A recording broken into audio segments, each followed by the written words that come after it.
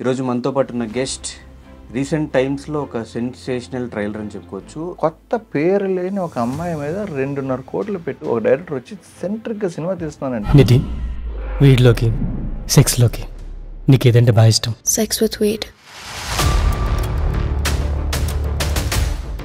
First time నిన్ను ఆఫీస్లో చూసినప్పుడే immediately I was in love with you.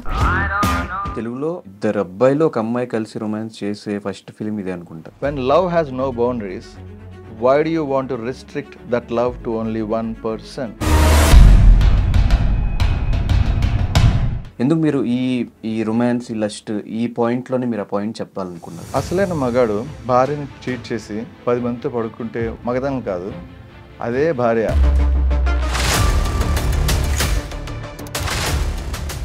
Trailer చూసినప్పుడు ఓకే సెక్స్ వరకు చూపించారంతా ఓకే, కానీ మీరు weed plus sex plus weed, ఈ వీడ్స్ ఇవంతా కూడా కలిపారు, డ్రగ్స్ అవంతా ఎందుకు? The most powerful drug in the world is love. ఏదో ఒక హీరోని చూసి ఇన్స్పైర్ అవుతూ ఉంటాం, ఏదైనా డైరెక్టర్ని చూసి ఇన్స్పైర్ అవుతూ ఉంటాం, అట్లా ఎవరు? One and only RGV in India బాగా ఇష్టం. నాకు ఎవ్వరి రెస్పెక్ట్ అవసరం లేదు. I don't care about people who love me, I don't care about people who hate me. ఎందుకు ప్రమోషన్స్లో కూడా హీరో హీరోయిన్లు కాకుండా ఓన్లీ మీరు ఒక్కళ్ళే వస్తున్నారు? సినిమా సగం అయిపోయిన తర్వాత నాకు హీరోయిన్ ట్రైలర్ చూస్తుంటే బాత్టబ్లో ఇలా అమ్ముకోమంటే ఆ సీన్ తీసేవని చెప్పి నాకు 15 days shooting more than 1 crore ఖర్చు పెట్టాను. ఆ సీన్ తీస్తే మళ్ళీ నెక్స్ట్ షూటింగ్కి వస్తా, లేకపోతే రానని చెప్పి బిజినెస్ మ్యాన్ అయ్యండి మీరు మోసపోరంటే నాకు డౌట్గా ఉంది. నేను మనుషుల్ని డీల్ చేయడం నాకు కొత్త కాదు, బిజినెస్ కొత్త కాదు, కానీ సినిమా బిజినెస్లో మనుషుల్ని డీల్ చేయడం కొత్త అనే విషయం నాకు ఇప్పుడు అర్థమైంది. హాయ్ హలో నమస్తే, నేను మీ anchor Dhanush, welcome to iDream. ఈరోజు మనతో పాటు ఉన్న గెస్ట్ రీసెంట్ టైమ్స్లో ఒక సెన్సేషనల్ ట్రైలర్ అని చెప్పుకోవచ్చు. యూజువలీ ఇలాంటి సినిమాలు కానీ ఇలాంటి ఏమన్నా కాంటెంట్ కానీ తీస్తే అది RGV గారు తీస్తారు, అది తీసిన తర్వాత దాన్ని భయంకరమైన కాంట్రవర్సీ చేయడానికి ట్రై చేస్తారని చెప్పి తెలుసు. బట్ ఇక్కడ నా ముందు ఉన్న వ్యక్తి రామ్యోగి గారు తీసిన సినిమా సేమ్ RGV గారి స్టైల్లో తీసి, ఈ మధ్యకాలంలో నేను ప్రెస్ మీట్లు చూసినా, సోషల్ మీడియాలో కొన్ని నా ఇంటర్వ్యూస్ చూసినా కూడా మోర్ దెన్ సినిమా కాంటెంట్ కంటే ఆయన కాంట్రవర్షియల్ థింగ్స్కి ఎక్కువ ఫోకస్ పెడుతున్నట్టు అనిపించింది. మరి ఈ సినిమా ఎందుకు తీశారు, ఈ సినిమా వల్ల సొసైటీకి ఏం మెసేజ్ ఇద్దాం అనుకుంటున్నారు, ఇంటర్వ్యూ తెలిసిన ప్రయత్నం అయితే చేద్దాం. హాయ్ రామ్యోగి గారు, హాయ్, ఎలా ఉన్నారు? I'm doing good. So first of all నింద ఇంట్రడక్షన్ చెప్పినట్టుగా మోర్ దెన్ ఈ కాంటెంట్ మీరు జనాల్లో పంపించేదానికంటే నాకు సినిమా డబ్బులు రావని నాకు తెలిసిపోయింది, ఈ సినిమా లాస్ అని నేను ఫిక్స్ అయిపోయా, కానీ సినిమా నేను తీసా, ఇలా మాట్లాడుతున్నారు ఎందుకు? నాకు అదే ఆ పాయింట్ నాకు అర్థం కాలేదు. ఫస్ట్ ఆఫ్ ఆల్ నేను అలా మాట్లాడలేదు. ఐ థింక్ ఎవరన్నా అంతే కదండి. ఇప్పుడు బేసికలీ ఏం చేసినా మనం ఫర్ ఎగ్జాంపుల్ మన కంట్రోల్లో లేని దాని గురించి we should be always do not expect anything first of all. But at least audience రావాలి అంటే మీ దగ్గర నుంచి ఒక పాజిటివ్ ఎనర్జీ జనాలకు. నాకు డబ్బులు కావాలంటే నిజంగా సేమ్ ఇదే మాట ఆయన RGV చెప్పుంటారు. Really not trying to replicate RGV whatever it is, but basically but మీ యాక్షన్స్లో RGV గారు కనిపిస్తున్నారు, మీ మాటల్లో RGV గారు కనిపిస్తున్నారు. బికాస్ అతను నిజం మాట్లాడతాడు 100%. అండ్ సో ఎవరు నిజం అతను అంత ఎక్కువ కంటెంట్ ఉంటుందంటే నిజం మాట్లాడుతూ ఎవరికి హెల్ బి గుడ్ రిఫరెన్స్ ప్రతిదానికి. బట్ నేను ఇక్కడైతే సిన్సియర్గా నిజంగా నా మైండ్లో అనుకునేది చెప్పా. ఇది నేను ఒక పాయింట్లో సినిమా తీస్తున్నప్పుడు ఎస్ RGV లాంటి ఇంటలెక్చువల్ పర్సన్ సినిమా చూసి ఎవరి సినిమా తీసాడు అనిపిస్తే ఆమె సక్సెస్ అనుకుని సినిమా తీసా. నిజంగా మనీ గురించి తీలా, సర్టన్ బడ్జెట్లో తీద్దాం అనుకుని తీసా. If you want I can tell that also. కానీ దానికి 3 రెట్లు ఎక్కువ తీసా. ఆ కొత్త వాళ్ళతో అది ఇంపాసిబుల్ టు రికవర్, అది బేసిక్ ఫ్యాక్ట్ నాకు తెలుసు. మనకి క్రికెట్ పిచ్ స్టడీ ఎలా చేస్తాము ముందు వెళ్ళినప్పుడు, అలాగా క్లియర్ కట్గా కొత్త వాళ్ళతో నా బడ్జెట్ రాదు, అది నాకు తెలుసు. వస్తుందని అబద్ధం ఎలా చెప్పలేను. సో అందుకని నేను ఎందుకు పెట్టానంటే నేను మంచి సినిమా నేనైతే ఏం చేద్దాం అనుకున్నా ఒక్కసారి స్టార్ట్ చేసిన తర్వాత కాంప్రమైజ్ అవ్వకుండా సూపర్గా బెస్ట్ క్వాలిటీలో చేయడానికి ట్రై చేస్తాను. అందుకని కొత్త వాళ్ళతో ఎవడో అంత పెట్టలేని డబ్బులు నేను పెట్టేసా. రావు అది తెలుసు, అదే చెప్పా. మీరు ఇన్ఫ్యాక్ట్ అది దాని గురించి అడిగారు. బట్ RGV గారు చూసి అది ఎవడరా తీసాడు ఈ సినిమా అంటే చాలా అంటున్నారు, అదే RGV గారు చూపించినప్పుడు బాగాలేదని చెప్పారంట కదా. నేను RGVని కలిసి ఆ ట్రైలర్ చూపిస్తే బాగాలేదన్నారు. బాగాలేదంటే ఎక్కడ సక్సెస్ అయినా మీకు డబ్బులు రావంటున్నారు. బేసికలీ ఆయన నచ్చలేదన్న విషయం నాకు నచ్చితే ఆయన నాకు నచ్చడం అర్థం లేదు. సో ఆయన నచ్చలేని విషయం నేను వాల్యూ ఇలా అలా అనుకున్నా. But on top of it నాకు ఆయనకి నచ్చలేదు, సో నేను దాని వాల్యూను ఆయన ఒపీనియన్ చెప్పారు. ఇన్ఫాక్ట్ ఆయన నచ్చలేదంటే ఆయన చాలా క్లియర్ చెప్పారు. నచ్చలేదని నేను ఊరికే 1 లైన్లో చెప్తున్నాను, కానీ అతను అన్నది నువ్వు మరి క్లాసే తీసావు, కొంచెం రూటెడ్గా మాస్ అప్పీల్తోనే తీయాల్సింది అన్నారు. లాజిక్ ఏంటంటే నాకు నవ్వు ఇంటర్నల్గా ఫస్ట్ టైం ఆలోచించి ఆయన తీసిన Satya is a real mass సినిమా. అంటే మాస్ అంటే ఆయన బాలకృష్ణ మాస్ కాదు, ఆయన అంటే real rooted low level story పీపుల్ని క్యారెక్టర్స్ కింద తీసుకొని స్టోరీ చెప్పుంటే బాగా రీచ్ అయ్యేది అన్నారు.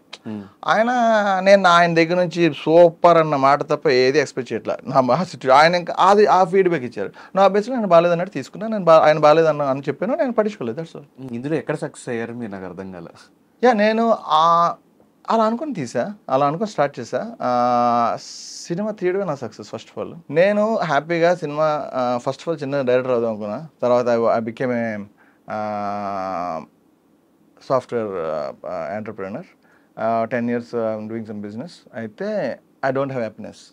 ఐ వాజ్ సో ఇప్పుడు ఏం సినిమా చూసినా ఐ కాంట్ ఎంజాయ్. ఒక మామూలుగా ఒక సినిమా చూస్తే, ఒక మంచి సినిమా చూడలేను. రీజన్, నేను సినిమా తీయలేపాను, నేను చేయగలిగింది చేయలేపాను, నేను ఇంతకన్నా బాగా తీయగలను, నేను తీస్తే ఇంకోలా ఉంటుంది అని ఆ కంటిన్యూస్ ఆ బాధ తప్ప ఏం పని చేసినా I can't enjoy good movie anymore. So అందుకని నేను వచ్చి ఒక సినిమా తీసి and I want be and I can enjoy cinema నా. ఆ రకంగా I'm successful. And based on the true events అని చెప్పారు అని ట్రైలర్లో చూపించారు మాకు. ఏం ట్రూ ఈవెంట్స్ నుంచి మీరు ఇన్స్పైర్ అయ్యారు ఈ story? Actually based on true events of your life అని చెప్పాం. అంటే సొసైటీలో జరుగుతున్న ట్రూ ఈవెంట్స్ని ఇన్స్పైర్ అయ్యి.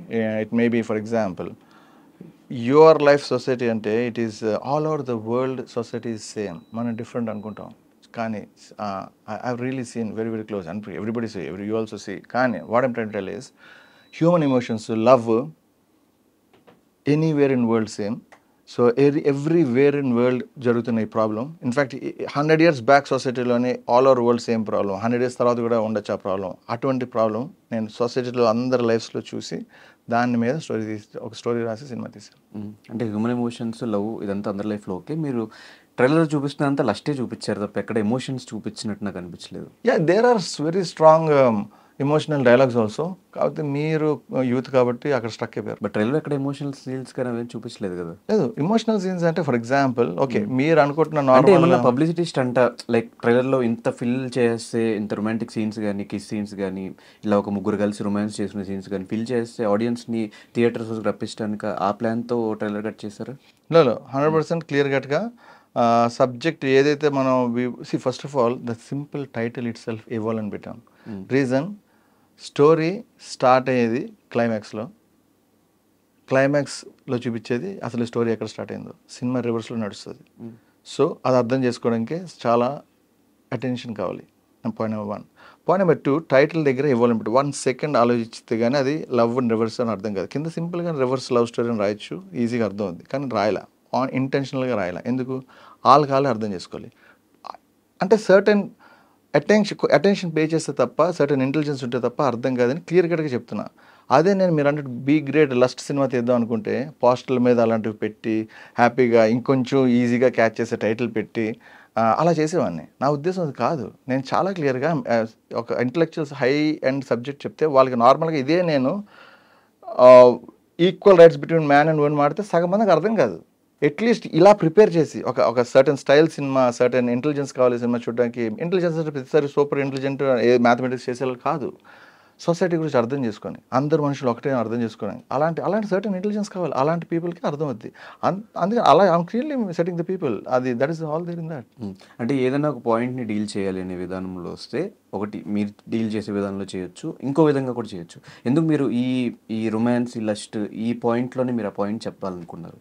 అసలు మీరు చెప్పాలనుకున్న పాయింట్ ఏంటి? అసలైన మగాడు భార్యని చీట్ చేసి 10 మందితో పడుకుంటే వాడు మగాడు కాదు, మగతనం కాదు. అదే భార్య అతన్ని చీట్ చేస్తే నీకో న్యాయం నాకో న్యాయం కాదని చెప్పి తనతో హ్యాపీగా లైఫ్ లీడ్ చేసేవాడే అసలైన మగతనం అనేది స్టోరీ వస్తుంది. అది స్టోరీ. సో అమ్మాయిలు చేసిన, అబ్బాయిలు చేసిన తప్పు కాదని చూపిస్తున్నారు. ఆ మగాడు ఈజీగా మనకున్న సిచ్యువేషన్ నేను నాకు తెలుసు, నా ఫ్రెండ్స్ అని కదా, సొసైటీ విసి జనరల్గా all over the world a man గ్రాంటెడ్గా గర్ల్ ఫ్రెండ్ కానీ వైఫ్ని కానీ చీట్ చేసి ఈజీగా ఎఫ్ఐఆర్ పెట్టి కూడా రెడీ అవుతారు. అంటే జనరల్గా ఇన్ జనరల్ అట్లీస్ట్ 50% పీపుల్. అదే ఫీమేల్ గురించి పక్కన పెడదాం. అదే మగాడు వాడు చేస్తున్న తర్వాత కూడా ఆడి గర్ల్ ఫ్రెండ్ అని చీట్ చేస్తే కనీసం తట్టుకోలేడు. కానీ వీడికి తను ఒప్పుకొని దీంతో ఉండాలని ఫర్ గ్రాంటెడ్ తీసుకుంటాడు. అది రాంగ్ అంటాను నేను. అది చేయకూడదు. 100% వీడు చేస్తే తను చేయాలి. వీడు చేస్తే తను చేయొచ్చు అన్నదే పాయింట్. ఇద్దరు సిన్సియర్ ఉంటే వెరీ గుడ్, వీడు చేస్తే తను చేస్తే తప్పు అనకూడదు. And that is the point I want to tell. ఆ పాయింట్ నేను చెప్తున్నప్పుడు సెక్స్ అనేది చూపించకుండా ఎలా సినిమా తీయగలను, ఆ పాయింట్ చెప్దాం అనుకున్నప్పుడు, so that is the point I have chosen, which is a very very subtle point. ఒక బర్నింగ్ అనలేదు కానీ సొసైటీలో ఉన్న పాయింట్. ఆ విషయం అయితే మీరు ఒప్పుకుంటారు అనుకుంటున్నా, బట్ అది మీ ఇష్టం. ఆ ప్రాబ్లం అయితే definitely all over the world ఉంది. ఆ ప్రాబ్లం కోసం నేను డీల్ చేస్తున్నప్పుడు, సబ్జెక్ట్ రాసినప్పుడు I have to put some sex, because story అదే కాబట్టి. On top of it so దాన్ని ఒక థ్రిల్లర్ ఉంది, సేమ్ అదే స్టోరీ చెప్తే ఎవడు చూస్తారా కదా. సో దానికి నేను I put a thriller and I put a twist and I kept a reverse love story, added drugs. ఆ డ్రగ్స్లో కూడా I put some colours to it. There is a separate colour scheme ఉంది సినిమాకి. Green colour drug ఉంటుంది, white colour emotional drug ఉంటుంది, red colour violent drug ఉంటుంది. ఆ drugs use చేస్తున్నప్పుడు screen play మొత్తం మారిపోతుంది. ఒక విజువల్లీ ఒక స్టన్నింగ్ ఫ్రెంచ్ మూవీలా ఉంటుంది. I feel it's classic masterpiece. చాలా వరకు ఈ సెన్సార్ కట్ వాళ్ళు కట్ చేశారు మీ సినిమాలో, చాలా సీన్స్ లేపేశారు.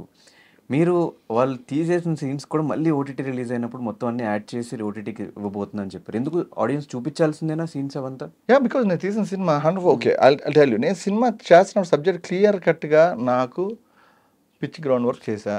నాకు తెలుసు సెన్సార్ ఎలాంటి సీన్లు తీసేస్తారో నాకు తెలుసు. కానీ ఒరిజినల్గా ఓకే మనకి ఇప్పుడు వీఆర్ హ్యాపీ, వీఆర్ ఫార్చునేట్, మనకి ఓటీటీ ప్లాట్ఫామ్స్ ఉన్నాయి.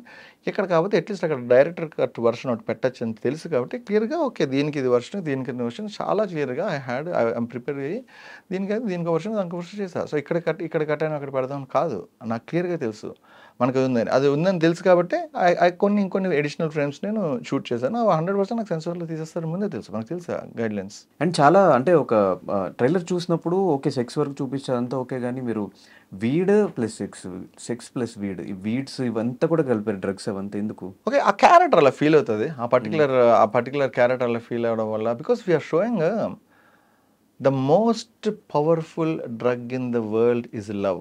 దాని గురించి నేను మాట్లాడా. లవ్ అనే ఒక డ్రగ్ గురించి నేను మాట్లాడా. సో లవ్ అనే డ్రగ్ యూజ్ చేస్తున్న ఒక సిన్సియర్ హ్యూమన్ బీయింగ్స్ లవ్ ఒక రిస్ట్రిక్షన్స్ని క్వశ్చన్ చేస్తే దానివల్ల ఎలాంటి కాన్సిక్వెన్సెస్, వాళ్ళు హ్యాపీగా ఉన్నారని చెప్పలే అవన్నీ చేసి, దానివల్ల వాళ్ళు ఎలాంటి కాన్సిక్వెన్సెస్ ఫేస్ చేశారు, దానివల్ల ఎలాంటి వైలెన్స్ ఇన్సిడెంట్స్ జరిగాయి, అది మనం ఎలా థ్రిల్లింగ్గా చూపించాం, ఎంత కాంప్లికేటెడ్గా నరేట్ చేసాం. ఒక ఆడియన్స్ ఇంటెలిజెన్స్ని పదును పెట్టినట్టు I expected audience as a very very intelligent people and I did a sincere work. మనం వాళ్ళ ఇంటెలిజెన్స్కి రెస్పెక్ట్ ఇస్తే వాళ్ళు మన వర్క్కి రెస్పెక్ట్ ఇస్తారన్న నమ్మకంతో ఐ డిడ్ దిస్ వర్క్. నాకు తెలిసి తెలుగులో ఒక ఇద్దరు అబ్బాయిలు ఒక అమ్మాయి కలిసి రొమాన్స్ చేసే ఫస్ట్ ఫిలిం ఇదే అనుకుంటా. స్టోరీలోనే ఉన్న పాయింట్ అది కాబట్టి ఓకే అంటే మీరు తీయాల్సిందంత తీసి స్టోరీలో ఉందని చెప్తున్నారు, స్టోరీ అంటే చెప్పట్లేదు. స్టోరీ చెప్పా కదండి 1 లైన్లో, మొత్తం స్టోరీ అయితే చెప్పలేను, బట్ నేను ఆ లైన్ చెప్పా. That is the main point. That is the main point. For example, can I ask you something? Do you think love is divine? Love is very powerful feeling, and love is limitless. Love has no boundaries. Yes. When love has no boundaries, why do you want to restrict that love to only one person? Anta boundaryless love ni only ఒకే పర్సన్కి బేసిక్గా boundary చేయమంటున్నారన్న అతి దారుణమైన simple boundaries ఎందుకన్నది నా simple question. And ఇలాంటి point ఒకవేళ మీకు ఉన్నప్పుడు, మీరు ఆల్రెడీ యూఎస్ సిటిజన్, అక్కడ కంట్రీస్లోనే ఎక్కువ మీరు టైం స్పెండ్ చేస్తున్నారు, అక్కడ తీసుకోవచ్చు కదా, ఎందుకు తెలుగు ఆడియన్స్ ఇక్కడ మనకి తెలుగు అనగానే ట్రెడిషన్ కానీ ఇవంతా ఎక్కువ నమ్మే వాళ్ళు ఉంటారు. ఇలాంటి సినిమాలకు ఆల్మోస్ట్ ఒక ఫ్యామిలీ కలిసి వెళ్ళడానికి ఇబ్బంది పడతారు. మేబీ మీరు అంటున్న యూత్ చూడొచ్చేమో కానీ ఫ్యామిలీస్ అనేది చూడటానికి కొంచెం టైం పడుతుంది. ఎందుకు ఇక్కడే తీశారు, ఎందుకు అటు సైడ్ ఎందుకు వెళ్ళిపోయారు? ఫస్ట్ పాయింట్, ఫ్యామిలీ అంతా రావాలని అనుకోవడం అన్నది నా ఉద్దేశం అసలు యూజ్లెస్ పాయింట్. రీజన్ చెప్తాను. There are certain genre based cinema అంటేనే జాన్రా బేస్ ఉండాలి. Thriller, horror, action, drama, commercial cinema కూడా ఒక జాన్రా, దానికి అందరూ వెళ్తారు. Yes, so genre base. నాది క్లియర్ కట్గా ఈరోటిక్ థ్రిల్లర్ మూవీ. సో నాకు తెలుసు ఐఎమ్ జాన్రా స్పెసిఫిక్. సో నేను ఒక ఈరోటిక్ థ్రిల్లర్ తీస్తున్నప్పుడు అందరూ వచ్చి చూడాలని కోరుకోలేదు. క్లియర్గా నాకు తెలుసు ఇదే వీళ్ళే వస్తారు, వీళ్ళే రావాలి. అండ్ అక్కడ తీయకుండా ఇక్కడ తీసారంటే నేను తెలుగు వాడిని, నేను అక్కడికి వెళ్ళి హ్యాపీగా ఉన్నాను. అక్కడ చాలా ఈజీగా సినిమా తీయగలను, చాలా ఈజీగా కళ్ళు మూసుకొని అందరు మంచి కనెక్షన్స్ ఉన్నాయి, హ్యాపీగా సినిమా తీయగలను. తీసి మా కమర్షియల్స్ పక్కన పెట్టినా మంచి ఫిల్మ్ ఫెస్టివల్కి పంపించామని నిజంగా చాలా బాగుండేది. కానీ తెలుగు సినిమా తీస్తేనే సాటిస్ఫాక్షన్. చిన్నప్పుడు నేను తెలుగులో సినిమా డైరెక్టర్ అవుదాం అనుకున్నాను. తెలుగు సినిమా తీస్తేనే సాటిస్ఫాక్షన్ ఉంటుంది. అందుకే ఇక్కడికి వచ్చి తీయాల్సి వచ్చింది. అండ్ ఈ problem all over the world ఉంది. ఈ ప్రాబ్లం అన్ని చోట్ల ఉంటుంది. అండ్ ఉమెన్ ఎంపవర్మెంట్ కోసం అన్ని సొసైటీలోని ఇప్పటికీ హండ్రెడ్స్ ఆఫ్ ఇయర్స్ నుంచి జరుగుతున్న ఈ ప్రాబ్లం ఇక్కడ తెలుగులో తీద్దామని వచ్చా. మేబీ అక్కడ కల్చర్ ఇక్కడ తీసుకొద్దాం అనుకుంటున్నారు. నో ఐమ్ టెలింగ్ అది సేమ్ ప్రాబ్లం. నేను రిపీటెడ్ చెప్తున్నాను నిజంగా. నేను ఈ ప్రాబ్లం ఆల్ ఓవర్ వరల్డ్, ఇక్కడ అక్కడ కాదు, అన్ని చోట్ల ఇది సేమ్ ప్రాబ్లం. కల్చర్ అనేది కాదు, ఇన్ఫ్యాక్ట్ కల్చర్ మనం తప్పడం కాదు. Everybody spread culture. ఇక్కడ కల్చర్ అక్కడ స్ప్రెడ్ అవుతుంది. అక్కడ ఎవరికి ఏది నచ్చితే తెచ్చుకుంటారు. ఇట్ కెన్ బి స్టైల్, మన ట్రెడిషన్ అటు వెళ్తుంది, వాళ్ళ స్టైల్ ఇటు వస్తుంది. It's always same, everything is same. And ఈ కాస్టింగ్ ఎలా జరిగింది? కాస్టింగ్ నేను ఇన్ఫ్యాక్ట్ సినిమా తీద్దామని ఇక్కడికి వచ్చాను. I open office, road cinema finish script అయిన తర్వాత ఆడిషన్స్ చేశాను. చాలా అప్డేట్ ఫ్యూ మంత్స్ ఆడిషన్స్ చేశాను. Selected these people, they are very nice actors. And అప్పుడే ఒక క్లారిటీ లేదా వీళ్ళతో వెళ్తే మేబీ మార్కెటింగ్ ఉండదు, బిజినెస్ సరిగ్గా జరగదు అన్న పాయింట్ ఆలోచించలేదు అప్పుడు? నేనైతే ఒక సర్టన్ స్టైల్ ఆఫ్ సినిమా తీద్దాం అనుకుని అందరూ కొత్త వాళ్ళు ఉంటే ఎగ్జాక్ట్లీగా నా మైండ్లో ఉన్నది ఎవ్వరు నా మాట ఇన్ఫ్లుయెన్స్ చేయకుండా నా మైండ్లో వస్తుందని నేను నమ్మాను. ఇన్ఫ్యాక్ట్ సో అందుకనే నాకు ఎవరు అందుకని కొత్త వాళ్ళతో వెళ్ళాను. అదో పాయింట్. పాయింట్ నెంబర్ 2, నేను కొంచెం ఇలాంటి ఈరోటిక్ స్టైలిష్ సినిమా తీద్దాం అనుకున్నాను. మళ్ళీ ఎస్టాబ్లిష్కి వెళ్తే వాళ్ళు నన్ను ఇన్ఫ్లుయెన్స్ చేసి ఇలా వద్దు ఇలా వద్దు అని చెప్పి నా మైండ్లో అనేది పాడు చేస్తాను. నాకు పాయింట్ వీళ్ళతో వెళ్ళడం కరెక్ట్ అనిపించి తీసా. అండ్ రియల్లీ బిజినెస్ పాయింట్ అనేది బిజినెస్ నేను 70 lakhs సినిమా తీద్దాం స్టార్ట్ చేసా. హ్యాపీగా అది రికవర్ అయ్యేదేమో, ఐ డోంట్ నో. కానీ నేను విజువల్ మీరు చూస్తే మీకు ఎంత సినిమా ట్రైలర్లో లస్ట్ కనిపించినా ఐ థింక్ కొంచెం మీకు క్వాలిటీ కనిపించి ఉండొచ్చు, కొంచెం స్టైలిష్గా తీసాను అనిపించచ్చు. దానివల్ల నేను ఆ క్వాలిటీ కోసం నేనే ప్రొడ్యూసర్, డైరెక్టర్, రైటర్ కాబట్టి అరౌండ్ 2.3 crores వరకు ఖర్చు పెట్టా సినిమాకి. సో అది కొత్త వాళ్ళతో 2.3 crores నాకు తెలిసి బుర్ర బుద్ధిని అడగడి పెట్టు. సో నేను ఒక బ్యాడ్ ప్రొడ్యూసర్ కానీ పెట్టా. మళ్ళీ ఇందాక చెప్పారు అన్నమాట, ఈ సినిమా లాసే నేను ఫిక్స్ అయిపోయా, దీని తర్వాత వచ్చే సినిమా దీని మీద రికవర్ చేస్తా అని చెప్పారు. కంటిన్యూస్గా సేమ్ ఆర్జీవి గారి స్టైల్లో మొత్తం అన్ని లస్ట్, లవ్ వీటి మీద సినిమాలు లేదు. నెక్స్ట్ సినిమా అయితే అండ్ బేసికలీ ఏ సబ్జెక్ట్ ఏ తీసుకున్నా తేడా బ్యాచ్ అన్న బ్యానర్ మీద తేడాగా సౌండ్ అయ్యే మూవీస్, విచ్ మీన్స్ తేడా అంటే ఏదో ఊరికే ఎఫెక్ట్ కోసం మాట. తేడా means different. Who ever things out of the box, డిఫరెంట్గా ఆలోచించేది బ్రెయిన్ కోసం నేను సినిమా తీద్దాం అనుకుంటున్నాను. రెగ్యులర్గా ఆలోచించే బ్రెయిన్ కోసం నేను సినిమా చేయను. సో కొంచెం తేడా బ్యాచ్ అన్న పేరు పరువు కాపాడే స్టైల్లో ఇంకో సినిమా తీస్తా. కానీ నెక్స్ట్ సినిమా 100% ఏ సర్టిఫికేట్ సినిమా, కానీ సెక్స్ కానీ రొమాన్స్ కానీ 0. కానీ నిజంగా మీరు అనుకున్నట్టు జనాలు మాట్లాడుకుంటున్నారు ఈ సినిమా గురించి? నాకు తెలియదు. అంటే ఒకవేళ మీరు ఒక 10 years బ్యాక్ ఈ సినిమా తీసుంటే మొత్తం ఇండస్ట్రీ అంతా మీ సైడే చూసేది, జనాలందరూ మీ గురించి మాట్లాడుకునే వాళ్ళు. దీనికంటే దారుణమైన సినిమాలు వచ్చినాయి. ఆర్జీవి గారు చేసిన, వేరే వాళ్ళు చేసిన, దీనికన్నా వరస్ట్, దీనికన్నా ఇంకా బాగా ఎక్కువ చూపించేసిన సినిమాలు కూడా వచ్చేసినాయి. ఈ మధ్యన అందరికీ పోర్నోగ్రఫీ కూడా ఫోన్లో వచ్చేస్తుంది. ఎక్కువ ఇంట్రెస్ట్ రావట్లేదేమో, ఎక్కువ మాట్లాడుకోవట్లేదేమో నాకు అనిపించింది. మీకే ఎట్లాంటి రిజల్ట్స్ వస్తున్నాయి ఆడియన్స్ దగ్గర నుంచి? You're right. Basically first of all అందరికి రీచ్ అలాంటిది ఎప్పుడన్నా టాప్ నేమ్స్ ఉన్నప్పుడు రీచ్ ఫస్ట్ బాగుంటుంది.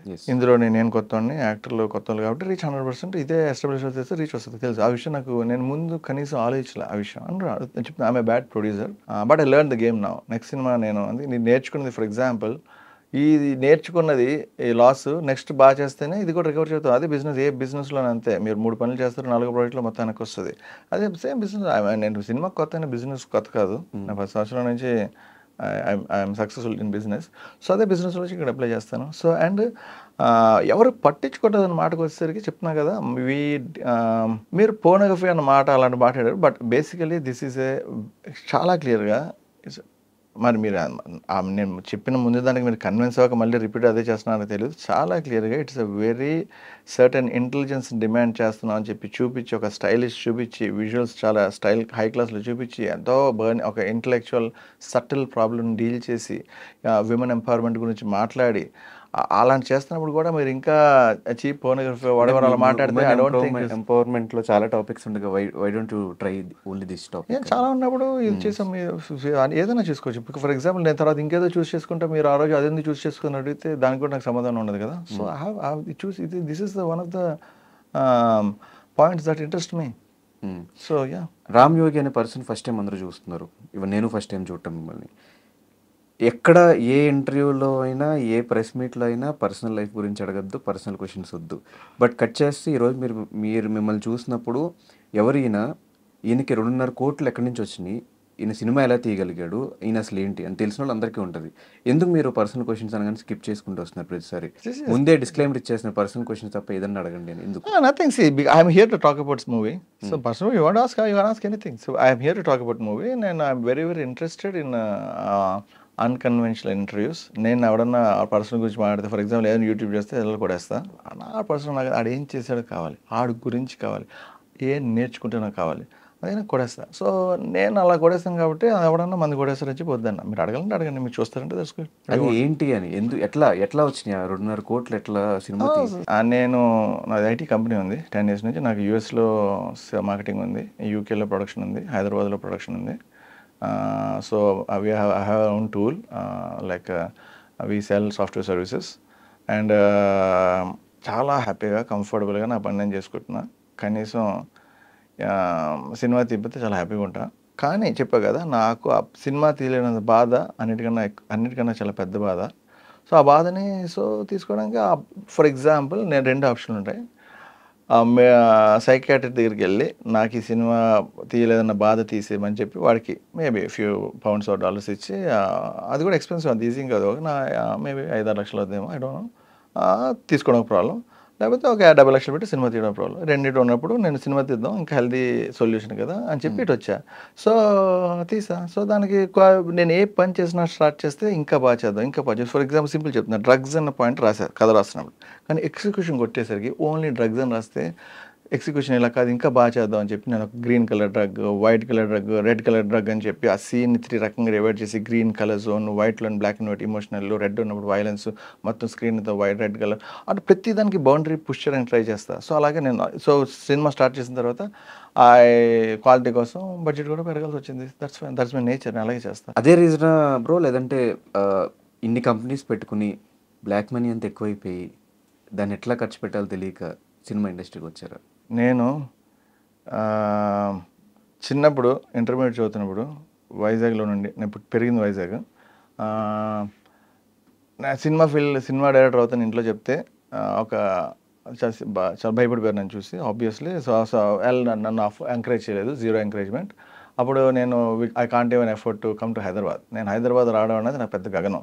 సో అప్పుడు నేనేం చేయాలి, కానీ సినిమా పిచ్చి వదలలేను, ఇంట్లో ఒప్పుకోవట్లేదు. వైజాగ్లోకి వచ్చిన ప్రతి సినిమా నేను ఈ పొద్దున్నే లేచి ఈనాడు సినిమా ఓపెన్ చేసేవాడిని. అందులో విశాఖపట్నంకి ఎవరు షూటింగ్ వచ్చారన్నది చూసేవాడిని. ఎవరు వైజాగ్ షూటింగ్ వస్తే నేను ఏం చేస్తానో, ఇలా తిన్నప్పుడు ఇంటర్మీడియట్ కూడా చదువుతాను. ఐ థింక్ ఏం చేస్తానో తెలీదు, ఒక కథ రాసుకొని ఆ సినిమా డైరెక్టర్ ఏ హోటల్లో ఉంటున్నాడు చూసి ఆ హోటల్ రూమ్లోకి వెళ్ళి అక్కడికి నరేషన్ ఇచ్చేవాడిని. అలాగా అదే చేసేవాడిని 24 hours. అలాగా ఆ నరేషన్ టైంలోని నేను ఇంకా గోకులంలో సీత సినిమా షూటింగ్ వచ్చినప్పుడు తాజ్ హోటల్లో ఉన్న పవన్ కళ్యాణ్ రూమ్లోకి వెళ్ళి కూడా పవన్ కళ్యాణ్కి నాకు అది చెప్పా. ఆ టైంలో చెప్తే ఆ రోజు డోర్ ఓపెన్ చేసింది మెహర్ రమేష్. డోర్ ఓపెన్ చేశారు. అప్పుడు ఆయన రమేష్ నాకు తర్వాత ఆయన సినిమాలు తీసినప్పుడు నాకు ఆ రోజు క్లియర్గా తెలిసింది, మీ పేరు ఏంటంటే మెహర్ రమేష్ అని చెప్పాడు. ఆయన పవన్ కళ్యాణ్ అడగక్కల, ఆయన నాకు అది చెప్పా. ఆయన నాకు ఫీడ్బ్యాక్ ఏమి ఇచ్చారో కూడా గుర్తులేదు, నేను చాలా ఇయర్స్ ఎగో. కానీ సబ్జెక్ట్ అయిపోయిన తర్వాత నేను నా ఓన్లీ ఇట్స్ అన్ అచీవ్మెంట్. ఎంత నేను చాలామంది చెప్పాను, ప్రతి ఫేమస్ డైరెక్టర్ విశాఖపట్నం షూటింగ్ వస్తే ఆ డ్యూరేషన్లో మేబీ ఒక స్పాన్ ఆఫ్ మేబీ 2.5 years అనుకుంటా అదే పని చేసేవాడిని. అందరూ చెప్పా. ఆ టైంలో నేను ఇంతకు కూడా చెప్పా. సో అది ఎందుకు చెప్తున్నానంటే అంత నాకు పిచ్చెక్కిపోయాను సినిమా తీయాలని. వెళ్తా అవ్వాలి. సో నన్ను సాఫ్ట్వేర్లోకి నేను వెళ్ళలేదు. సో అప్పుడు ఇంట్లోని సిచ్యువేషన్ వల్ల అవన్నీ పక్కన పెట్టి ఐ వెంట ఇంటూ నేను ఒక కంపెనీలో జాయిన్ అయ్యాను. ఆ కంపెనీలో జాయిన్ అయితే నాకు అక్కడికి వెళ్ళి నేను యూఎస్ వెళ్ళాలనేది నాకు కోరిక. అప్పుడు వేరే డైరెక్షన్లోకి వెళ్ళిపోయిన తర్వాత సో అప్పుడు నేను యూఎస్లో వెళ్ళి ఈ కంపెనీలో పర్టికులర్ టెక్నాలజీ మీద ఒక డివిజన్ స్టార్ట్ చేద్దాం. యూఎస్లో ఆ కాలేజీలోకి వెళ్ళి చదివితే ఈ కంపెనీలోనే ఈ డివిజన్ స్టార్ట్ చేయొచ్చు, నన్ను వెళ్ళి అక్కడ చదివించండి, నేను తెస్తానని చెప్పి చాలా వెరీ వెరీ సూపర్ CEO మా కంపెనీ, ఆయనకి ఎక్స్ప్లెయిన్ చేశాను. నేను డిజైనర్. అప్పుడు నువ్వు నాకు ఈ బిజినెస్, అప్పుడు డిజైనర్ని, కానీ నువ్వు నాకు ఇంత బిజినెస్ తెస్తే నేను కాలేజీ పంపిస్తా అని చెప్పన్నారు. మామూలుగా నన్ను వదిలించుకోవడానికి అన్నారు. నేను వెళ్ళి మార్కెటింగ్ టీంలో పీపుల్తో కూర్చుని వాళ్ళు మార్కెటింగ్ ఎలా చేస్తారో నేర్చుకొని ఆన్ ద స్పాట్ నేను రాత్రులు కూర్చొని యూఎస్ క్లయింట్స్ కాల్ చేసి ప్రాజెక్ట్ తెచ్చి ఆయన ఆ కాలేజ్ ఫీజు చాలా ఎక్స్పెన్సివ్ కాలేజ్, ఆ ఫీజు మనీ నేను 1 monthలో జనరేట్ చేసి, దేవుడు ఇచ్చాడు 1 monthలో జనరేట్ చేసి ఆ కంపెనీకి ఆయనకి ఇస్తే, నేను ఆనెస్ట్గా వెంటనే వితిన్ 2 months నెక్స్ట్ అడ్మిషన్ ఇయర్కి నాకు యూఎస్ పంపించి అక్కడ చదివించారు. చదివాను. ప్యారలల్గా నేను సినిమా డైరెక్షన్ కోర్స్ కూడా చేశాను అప్పుడు. ఆ ప్యారలల్గా అది నా పర్సనల్ ఇంట్రెస్ట్కి. తర్వాత వచ్చి ఆ కంపెనీకే నేను వర్క్ చేశాను. చాలా పెద్ద ప్రాజెక్ట్స్ చేసాం ఆ కంపెనీలోనే. అది తర్వాత అది చాలా ఇయర్స్ తర్వాత నేను మేబీ 5 years ఆ కంపెనీలో ఆ కమిట్మెంట్గా వర్క్ చేశాను. తర్వాత సపరేట్ నా ఓన్ కంపెనీ పెట్టుకున్నాను. పెట్టుకున్న తర్వాత so back to out of India వెళ్ళి నేను ఆ కంపెనీ చేసుకున్నాను. సో అవన్నీ చేసిన తర్వాత సో నాకు ముందు నా స్టేజ్ బేసికలీ మీరు అన్నట్టు బ్లాక్ మనీ అవన్నీ కాదు, కానీ బ్యాంక్లో 2 కోట్లు ఉంటే కన్నా సినిమా తీస్తే సాటిస్ఫాక్షన్ ఏముంటుంది, అక్కడే ఉంటుంది, మా అయితే ఇంకో కోటి వెళ్తుంది. సో ఒక బ్యాంక్లో ఉంటుంది. సో ఈ సినిమా తీద్దాం అనే సాటిస్ఫాక్షన్ నాకు అంత జర్నీ చేసిన తర్వాత I want to make a movie. So now I made a movie. So ఎవరు ఆపర్చునిటీ ఇవ్వకపోతే మనమే క్రియేట్ చేసుకోవాలి అనే పాయింట్. ఓకే, నా సర్టన్ ఏజ్ ఇప్పుడున్న నేనున్న ఏజ్లోని నేనున్న సిచ్యువేషన్లోని ఎవరిని వెళ్ళి first of all for example ఎవరితోనో కొలబరేట్ అవుదాం అనుకుందాం. అలాగే ఫస్ట్ క్వశ్చన్ అడిగేది నువ్వేం సినిమా చేసావు అని అడుగుతారు. ఎవరిదన్నా యాక్టర్లు అవుదన్నా, ఓకే యాక్టర్లు అయితే సబ్జెక్ట్ పెట్టి వస్తారు. ప్రొడ్యూసర్తో ఏదైనా బ్యానర్తో కొలబరేట్ అవుదాం అంటే నాతో ఎందుకు అవుతారు, నేను ఏ సినిమా చేశాను, నేనేం చేయలే. అండ్ ఆఫ్టర్ నాకు నేనున్న ఏజ్లో అంత అడగాల్సిన అవసరం లేదు, నేనున్న సిచ్యువేషన్లో అడగాల్సిన అవసరం లేదు. నేను ఈ money I can afford. So ఒరిజినల్గా చేశాను. సో బట్ చేసిన తర్వాత ఇట్స్ లైక్ ఈ సర్కిల్. నేను చేసిన తర్వాత డెఫినెట్లీ మనీ రికవర్ చేస్తానన్న పాయింట్ ఆలోచించలేదు. రియల్లీ నేను చేసిన తప్పులు ప్రొడ్యూసర్ కింద నేను చేసిన తప్పులు తెలుసు కాబట్టి, నేను ఒక బిజినెస్ మ్యాన్ కాబట్టి నాకు ఆ తప్పుల నుంచి కరెక్ట్ చేసుకోవడం వచ్చు కాబట్టి 2 సినిమాలో నేను 100% ఆ తప్పులు I have a awesome script where కొంచెం ఎస్టాబ్లిష్ ఎక్స్పెరిమెంట్ చేయడానికి ఇంట్రెస్ట్ అయిన ఎస్టాబ్లిష్ యాక్టర్స్తో సినిమా చేసి I think I can recover. కానీ నా క్రియేటివ్ కాన్సెప్ట్, నా క్రియేటివ్ స్టైల్ కాంప్రమైజ్ అవ్వకుండా ఎస్టాబ్లిష్ యాక్టర్స్ ఎవరైనా ఉంటే కొలాబరేట్ అయ్యి నేనే ప్రొడ్యూస్ చేసి నేను సినిమా చేసి 2 డబ్బులు రికవర్ చేద్దాం అనేది ఐఎమ్ లుకింగ్ ఫర్ దాట్. అంటే దీని తర్వాత ప్లాన్ చేసుకున్నారు? ఇంకా ఇండస్ట్రీలో కూడా రికవరీ పర్సెంటేజ్ చాలా తక్కువ ఉంది. ఆల్మోస్ట్ వస్తే సినిమా గట్టిగా వస్తుంది, లేదంటే పోతే అలాగే పోతూ ఉంటుంది. ఏదన్నా వాళ్ళకి జనాలకి ఒక డిఫరెంట్ పాయింట్ ఉండి సినిమా ఎందుకు నచ్చుతుందో కూడా ఇప్పుడు అర్థం కావట్లేదు. మంజుమల్ బాయ్స్ రీసెంట్గా వాళ్ళు పెట్టిన తక్కువ అయినా కూడా కలెక్ట్ చేసింది 230 crore కలెక్ట్ చేసింది. సో అలాంటి పాయింట్స్ ఏమైనా ఉంటే తప్ప జనాలు యాక్సెప్ట్ చేయట్లేదు. మీ దగ్గర అలాంటి పాయింట్స్ ఉన్నాయా, మీరు రెడీగా ఉన్నాయా స్క్రిప్ట్స్ అవంతా? ఓకే, ఫర్ ఎగ్జాంపుల్ అదే మంజుమల్ బాయ్స్ సినిమా తీయడానికి ముందు వాడెవర్ ముందు వచ్చి మీరు చూస్తే ఎవడన్నా నరేషన్ ఇస్తే వాడు కూడా 100 చేంజెస్ చెప్తారు. ఇది ఇలాంటిది ఎక్కడ తీయలేదా అంటారు, ఇలాంటి ఎందుకు తీసారు అంటారు. ఇప్పుడు అది 2 కోట్లు వచ్చిందని 200 crores వచ్చింది కాబట్టి మీరు దాని ఎగ్జాంపుల్ తీసుకున్నారు. సో అలాగా తీసారని మళ్ళీ తీస్తే ఎవడ చూడడు. So basically it's the most important point. Manjummel boys example తీసుకున్నారు కాబట్టి దానికి 6 నెలల్లో సంవత్సరం రిలీజ్ డేట్ ముందుకెళ్తే ఆ సినిమా వాడికి తెలియదు. ఒక కొత్త పాయింట్ తీసాడు కాబట్టి హిట్ అయింది.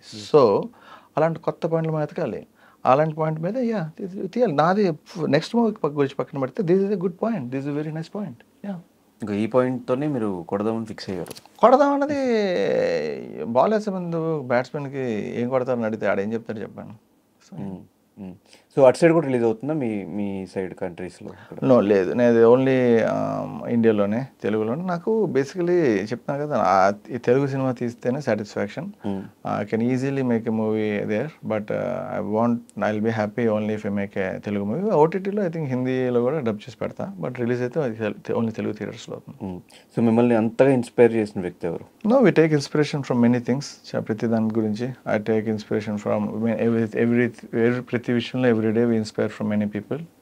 సో ఒక పర్టికులర్ సిచ్యువేషన్ అంటూ ఏం లేదు, పర్టికులర్ పర్సన్ కానీ సిచ్యువేషన్ కానీ అలాంటిది ఏం లేదు. ఏదో ఒక హీరోని చూసి ఇన్స్పైర్ అవుతూ ఉంటాం, ఏదైనా డైరెక్టర్ని చూసి ఇన్స్పైర్ అవుతూ ఉంటాం, అట్లా ఎవరు అంటే ఇదే చెప్తాను కదా, మల్టిపుల్ అలా చెప్పుకుని వస్తే ప్రతి మైన్యూట్ డీటెయిల్స్ చాలా ఉంటాయి. ఫస్ట్ టైం నా లైఫ్లో జేడీ చక్రవర్తి పరిగెట్టుకుని వెళ్తూ ఆటోని గుద్దుకుంటే ఏ రోజైతే అని చెప్పి సాంగ్ స్టార్ట్ అవుతుంది. గులాబీ షార్ట్ మై గ్రేటెస్ట్ ఇన్స్పిరేషన్. ఒక ట్రాజడీ నుంచి ఈరోటిక్ రొమాంటిక్ సాంగ్ కట్ చేస్తే ఆ ఎడిట్ మా ఇన్స్పిరేషన్. సో ట్రాజడీని ఈరోటిక్ని ఒక్క సింగిల్ కట్తో బ్లెండ్ చేసి అసలు చేసి మళ్ళీ సో అలా. And as a personality maybe only one and only RGV in India బాగా ఇష్టం. అండ్ ఫ్రెంచ్లోని గ్యాస్పర్ నోయ్ అని చెప్పి డైరెక్టర్ ఇష్టం. అండ్ క్వింటన్ టారెంటినో చెప్పిన ఒక quotation, make a movie that doesn't exist if you don't make it అంటే ఆ కొటేషన్ చాలా ఇష్టం. అందుకని any movie we make shouldn't exist if you don't make. So అలా ఆ కొటేషన్ బట్టి those are the few things I'm inspired with. So మీ ఎంప్లాయీస్కి కానీ మీ టీంకి కానీ చూపించినప్పుడు వాళ్ళ రెస్పాన్స్ ఎలా ఉంది? ఎందుకు ప్రమోషన్స్లో కూడా హీరోయిన్లు కాకుండా ఓన్లీ మీరు ఒక్కళ్ళే వస్తున్నారు? యా, హీరోయిన్స్ హీరో వాళ్ళకి ఏంటంటే ఐ థింక్ నేను నా మాట వింటారు అనుకుని అదే చెప్తున్నాను చూడండి. This is very good question. I tell you something. ప్రతివాడు అందరూ ఇండస్ట్రీలో వాడు పబ్లిక్ అంతా ప్రొడ్యూసర్స్, డైరెక్టర్స్, యాక్టర్స్ని ఎక్స్ప్లోయిట్ చేస్తారు అని చెప్పి చాలా మాట వింటుంటారు, అందరూ వింటారు. కానీ నాలాంటోడు కానీ ఎవరన్నా వేరే దేశం నుంచి అంటే ఇక్కడ వాళ్ళకంటే మేబీ తెలుసు కాబట్టి గ్రౌండ్ వర్క్ చేస్తారు కాబట్టి ఓకే. కానీ ఈ ఊరే తెలియదు ఏది అంటే అవుట్ నిజంగా పెద్ద కనెక్షన్స్ నాకు ఇక్కడికి వస్తే ఎక్కడ కెమెరా హైర్ చేయాలి, మేనేజర్ని మంచిగా ఎలా సెలెక్ట్ చేయాలనే విషయం కూడా నాకు తెలియదు. కానీ వచ్చి సినిమా తీద్దామని వచ్చా. అలాగా జీరో నాలెడ్జ్తో డబ్బులు కథ పెట్టుకొని సినిమా తీద్దామని వచ్చినోడు ఎంత దారుణంగా ఎక్స్ప్లోయిట్ చేస్తారనే విషయం ఎవడూ మాట్లాడు. సో ఆ ఎక్స్ప్లోటేషన్లోనే పని అయిపోయిన తర్వాత కనీసం నా ఫోన్లు కూడా ఎత్తరెవరు. కారణం నేను ఒక ఎస్టాబ్లిష్ డైరెక్టర్ రైటర్ కాదు కాబట్టి అంతే. That's all. నాకు యాటిట్యూడ్ నచ్చలేదు వాళ్ళది. అంటే యాటిట్యూడ్ సినిమా నేను కొత్త వాళ్ళతో చేస్తే ప్రాణం పెడతాను అనుకో. నాకు ఎవడన్నా నేను చేద్దామన్న దాంట్లో నాకు ఎక్స్పీరియన్స్ దాంట్లో నాకు ఇంట్రెస్ట్ ఉన్న దాంట్లో ఛాన్స్ ఇస్తే నా ప్రాణం పెట్టేస్తాను. అలా పెట్టిన వాళ్ళు యాక్టర్లు చాలామంది ఉంటారు, వాళ్ళు పైకి వచ్చారు. అలా పెట్టిన వాళ్ళు కొంతమంది ఉంటారు, వాళ్ళు పైకి రారు. అందుకే వాళ్ళు పైకి రారు, ఇప్పుడు నాతో బయటికి రారు. నాకు అర్థం కాలేదు మీరు చెప్పింది.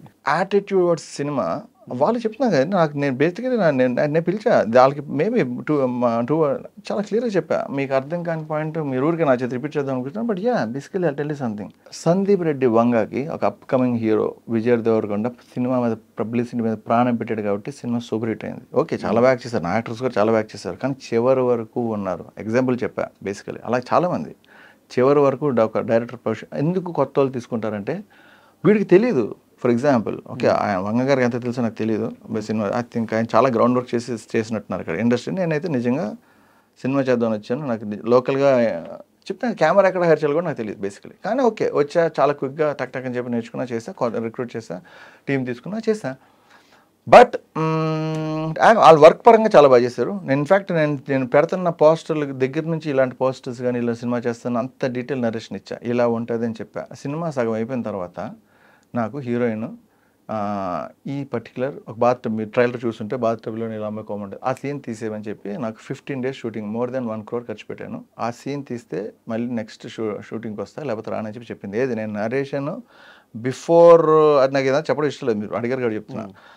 బిఫోర్ నరేషన్ క్లియర్ కట్గా ఆ సీన్ ఇలా ఉంటుందని చెప్పి పర్టికులర్ కెమెరా యాంగిల్తో సహా ఇక్కడే ఉంటుందని చెప్పి నరేషన్ ఇచ్చా. 15 days తర్వాత ఆ సీన్ తీసేమని చెప్పి సింపుల్గా అడిగితే నేను ఎంత ఆమె వెరీ వెరీ సింపుల్ చెప్తున్నాను. నేను కావాలంటే సినిమా మళ్ళీ తీస్తాను, హీరోయిన్ తీసేస్తాను కానీ సీన్ తీనన్నా అంటే సరే హీరోయిన్ తీసుకొని చెప్పి వెళ్ళిపోయింది అమ్మాయి. వెళ్ళిపోతే ఎంత ఎంత sincere and director horrible producer ఏంటంటే 15 రోజులు కొట్టుబెట్టి పెట్టిస్తాను. సగం తీసిన తర్వాత మళ్ళీ ఆడిషన్స్ చేశాను. మళ్ళీ సినిమా సిన్సియర్గా తీద్దామని చెప్పి కొత్త యాక్టర్స్తో తీద్దామని చెప్పి మళ్ళీ ఆడిషన్స్ చేశాను. 2 months ఆడిషన్స్ చేశాను ఎంతో ఖర్చు పెట్టి. ఎంతో ఖర్చు పెట్టింటే యాక్టర్స్ ముంబై నుంచి ఫ్లైట్ టికెట్స్ ఇచ్చి హోటల్ ఇచ్చి అకామిడేషన్ ఆడిషన్స్ చేసేవాడిని నేను. అంటే కొంతమంది అడిగేవారు అలాగే ఇచ్చా. So time most important time 2 months నేను ఆడిషన్స్. సో నాకు కాకపోతే ఆ యాక్టర్స్ అయితే మంచి నా బాధ్యత బట్ యాటిట్యూడ్ ప్రాబ్లం. సో నాకు ఎవరు నచ్చలే. సో నేను సీన్ తీయను కానీ అడిషనల్ డబ్బులు ఇస్తా అని ప్రాబ్లమ్ సాల్వ్ చేసుకొని షాజ్మిట్ సైన్ కాంట్రాక్ట్ ఆ సీన్ తీసేస్తానని చెప్పి నువ్వు కాంట్రాక్ట్ ఏది కొత్త కాంట్రాక్ట్ ఆల్రెడీ ముందు సైన్ ఉంది, మధ్యలో రెండో కాంట్రాక్ట్ ఇది జస్ట్ బ్లాక్ మెయిలింగ్ ఎక్స్ప్లోయిటింగ్ అన్నాను కదా. ఆ పదంకి ఇంత క్లియర్గా ఎక్స్ప్లెయిన్ చేస్తున్నా, ఆ పదం అర్థం కాలేదు. నన్ను ఎక్స్ప్లోయిట్ చేయడం అంటే మళ్ళీ ఎక్కడ ఉండదు చరిత్రలో. తెలిసేది చాలామంది చెప్పా, తెలుసు అంటే నా ఉద్దేశం షూటింగ్ టైంలోనే ఇండస్ట్రీలో ఉన్న నా ఫ్రెండ్స్కి చెప్పా పెద్దవాళ్ళు. కానీ ఎవడి ప్రాబ్లం ఆడదే వింటారు, ఎవడేం చేయలేడు. ఎందుకంటే ఇది నా ప్రాబ్లం నేను సాల్వ్ చేసుకోవాలి. నువ్వు మళ్ళీ ఆ సీన్ తీస్తానని చెప్పి అగ్రిమెంట్ సైన్ చేస్తేనే వస్తానంది. అంటే నేను అప్పుడు మళ్ళీ ఆడిషన్ చేస్తాను. నా ఫైనల్గా ఫిక్స్ అయిపోయి ఆ అమ్మాయి నాకు ఇంకెవరు నాకు నచ్చట్లే. ఎందుకంటే ఆ అమ్మాయి బాగా చేసింది, అంత ఎన్ని ప్రాబ్లమ్స్ చేసినా యాక్షన్ అయితే బాగా చేసింది. సో ఏం చేసా, నేను అగ్రిమెంట్ కానీ సైన్ చేయను, కావాలంటే ఎక్స్ట్రా డబ్బులు ఇస్తానని చెప్పి ఎక్స్ట్రా డబ్బులు ఇచ్చి ప్రాబ్లమ్ సాల్వ్ చేసుకొని సినిమా పూర్తి చేశాను. ఆ సీన్ తీయలే. సో అంతే సేమ్ థింగ్. అలా నాకు వేరే డిఫరెంట్ ప్రాబ్లమ్ యాక్టర్స్ గురించి కూడా వచ్చింది, యాటిట్యూడ్ ప్రాబ్లం. సగం సినిమా అయిన తర్వాత ముందేమోనే ఏం చెప్పంటే మీలా ఎలా కూర్చున్నారు అంటే మీరైతే మీ స్టైల్ కాదు ఊరికే ఎవరైనా మన ఇలా అని మాట్లాడి సగం సినిమా తీసిన తర్వాత ఇలా కూర్చుని అంటే యాటిట్యూడ్ వాళ్ళు ఎలా కూర్చొని నాకు అభ్యంతరం లేదు. I'm talking attitude. సగం సినిమా పూర్తయిన తర్వాత వీడు మన మాట వింటాడు అని ప్రొడ్యూసర్ని డైరెక్టర్ని కొత్తతో ఆడుకుంటారు. అది ప్రొడ్యూసర్ డైరెక్టర్ ఎక్స్ప్లోయిటేషన్. ఇది నాకు తెలిసి నేను చాలా అన్యాయం జరిగితే భరించలేని క్యారెక్టర్ కాబట్టి నేను ఆవిడకి భయపడిన కాబట్టి ఇంత డైరెక్ట్ చెప్తున్నాను. సో అంటే మీరు ఇందాక కూడా చెప్పడం జరిగింది, నేను వేళ్ళ మీద లెక్క పెట్టా ఈ సినిమా తర్వాత మంచోళ్ళు ఎవరు ఏంటి అని. సో ఇంతమందికి మీతో అసలు ఎందుకు ప్రాబ్లం వచ్చింది? ఆ మంచోళ్ళలో మీరేం చూసారు? ఓకే, నేను ఇందాక అన్నది మధు గారు నాకు చాలా ఇష్టం. ఈమె లాస్ట్ ఫ్యూ డేస్ నుంచి ఆ ఎఫెక్ట్ కోసం ఆయన ఒక్కరే చాలా వేల మంది అన్నాను. He is a very very good person. ఆ రోజు నేను ఇందాక చెప్తున్న పాయింట్ పిఆర్ మధు గారు ఆయన గురించి చెప్పా. I met in fact my editor is simple point చెప్తాను చూడండి. ఈ క్వశ్చన్ ఎవరికైతే పేరుందో వాళ్ళకి పేరు పోతుందని భయం ఉంటుంది కాబట్టి వాళ్ళకి కరెక్ట్గా ఉంటారు. పేరు లేని వాళ్ళకి పోవడానికి ఏముంది, అందుకని ఇలా అని నాకు అనిపించింది. నా Sunil Kashyap music director, super friend, ఇప్పటికీ నాకు ప్రాబ్లం లేదు. ప్రొఫెషనల్, ఆయన మోసం చేయలేడు, ఎందుకంటే ఆయనకు తెలుసు. సో ఎడిటర్ విజయ్ గారు చాలా బాగా చేశారు, ఎక్సలెంట్. నాగార్జున సినిమాలో అవి చేశారు, సూపర్ ప్రొఫెషనల్. ఆ ప్రొఫెషనల్ అసలు పేరు ఉంది కాబట్టి వాళ్ళు ఎలా ఉన్నా పేరు పోతుందని భయంతో బాగుంటారేమో, లేకపోతే అలాగే ఉంటారేమో నాకు తెలియదు. కొంతమంది నిజంగా మీ కొత్త వాళ్ళతో ఎవరైతే నేను ఛాన్స్ ఇచ్చానో, కొత్త వాళ్ళు ఎక్కడన్నా ఛాన్స్ వచ్చింది కదా అని చెప్పి మొత్తం సినిమా ఈ అమ్మాయి మీద చేశాను. ఒక కొత్త పేరు లేని ఒక అమ్మాయి మీద 2.5 కోట్లు పెట్టి ఒక డైరెక్టర్ వచ్చి సెంట్రిక్గా సినిమా తీస్తున్నానంటే అట్లీస్ట్ నా పక్కన వచ్చి ప్రమోషన్ కూర్చుంటే వాళ్ళకి కూడా లాభమే కదండి. నేను ఇప్పుడు రాలేదు కూడా కాదు మాడుతున్నాను బేసికలీ. ఇది ఇప్పుడు నేను నిజంగా చెప్పాలంటే ఈ రోజు నేను ఇవన్నీ మర్చిపోయి 3 days బ్యాక్ వచ్చా, 4 days బ్యాక్ వచ్చా ఈ ప్రమోషన్స్. కానీ ముందే చెప్పా వస్తున్నప్పుడు నీ ప్రమోషన్స్ రమ్మని చెప్పి నా సిన్సియర్గా. మీరు పిలిచారు? పిలిచాను. పిలిస్తే మేనేజర్తో పిలిపించాను, రాలేదు. రావడానికి క్లియర్ 4 days తర్వాత స్క్రీన్ షాట్ చూపిస్తే కావండి. ఈమెయిల్ పంపించింది 4 days తర్వాత. ఏది రిప్లై ఈమెయిల్ పంపించి నాకు list of choice of dates ఇవ్వండి, నేను చెప్తాను అని చెప్పి రావడానికి ఏది ప్రమోషన్స్కి చెప్తే. ఇంకా జోకండి, ఇంకా ముందు చెప్తున్నాను అడ్వాంటేజ్ ఇంకా ముందు నేను ఒకసారి అక్కడ నుంచి ఎప్పుడు ఫోన్ చేస్తే ప్రమోషన్స్కి రావడానికి డబ్బులు అడిగారు.